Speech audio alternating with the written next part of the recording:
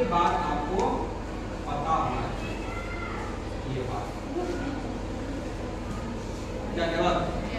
इसलिए इसका मॉडुलस यानी कि जेड मोड निकालना है। फिर आपको आर्गुमेंट ऑफ जेड निकालना पड़ेगा। तो आर्गुमेंट ऑफ जेड निकालने के लिए सबसे पहले हम लोग को थीटा निकालना पड़ेगा, उससे पहले हम लोग को क्या निकालना पड़ेगा? मॉडुलस।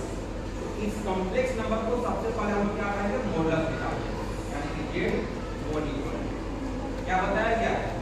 रियल पार्ट का स्क्वायर प्लस इमेजिनरी पार्ट का स्क्वायर का अंडर रूट, ये ना या फिर इसमें 1 का स्क्वायर प्लस माइनस रूट 3 का स्क्वायर का 1 का स्क्वायर हो जाएगा प्लस ये कितना हो जाएगा? 3।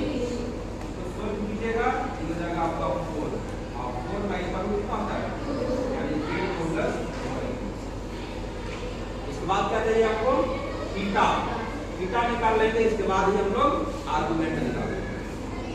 उसको भी निकालने के लिए आपको बताया गया है ये कॉन्सेप्ट हमेशा आप याद रखेंगे। एक्स एक्सिस वाई एक्सिस और ये आपका वॉल्यूम, ये है आपका थीटा, ये होता है माइनस थीटा, ये पाई माइनस थीटा, ये थीटा माइनस पाई।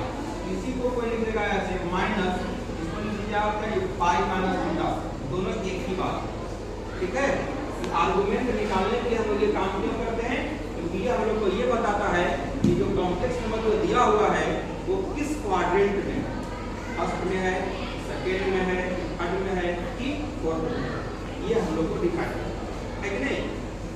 तो आइए हम लोग थीटा निकाल लेते हैं, यानी कि इसमें हम लोग tan थीटा इक्वल क्या बताया क्या है?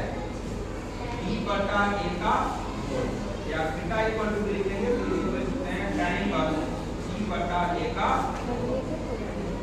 तो e का भी मेरे पास कितना है? माइनस रूट 3, यहाँ से लिख लेंगे tan थीटा इक्वल टू लिख रहे हैं, तो ये हो जाएगा आपका माइनस रूट 3 बटा 1, मोड लगाएंगे तो ये हो जाएगा आपका tan थीटा इक्वल टू क्या है? केवल रूट 3, क्योंकि मोड ऑलवेज क्या करता है?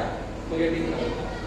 तो जैसे वो रूट 3 लिख लिए, इसको देख लीजिए कि tan theta equal to tan pi by 3 हो जाएगा क्या? tan 60 डिग्री का मूल होता है रूट 3 होता है। थीटा का जब मूल निकल जाए मेरे पास क्या है? पाई बाय 3, ये तो निकल गया। अब क्या निकालना हम लोग को? Argument of Z. Argument of Z निकालने के लिए हम लोग डिसाइड करेंगे क्या चीज? तो ये